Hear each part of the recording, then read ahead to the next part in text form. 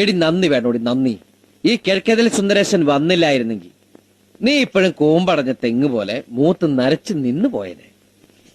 അന്ന് നിന്റെ അച്ഛൻ കൃഷ്ണൻ. ഓ ഇപ്പോഴും എന്റെ അച്ഛൻ കൃഷ്ണൻ തന്നെയാ. ആ കൃഷ്ണൻ, കാട്ടുവള്ളി കൃഷ്ണൻ നിന്റെ മുഖത്ത് നോക്കി പറഞ്ഞു, നീ ചത്താലും മറക്കരുത്. എന്നോട് ആരും ഒന്നും പറഞ്ഞിട്ടില്ല. പറഞ്ഞു. മോളെ രാധാമണി, സുന്ദരേശനെ പോലെ സുന്ദരനും സുശീലനുമായ ഒരു ചെറുപ്പക്കാരനെ നിനക്ക് ഇനി കിട്ടില്ല.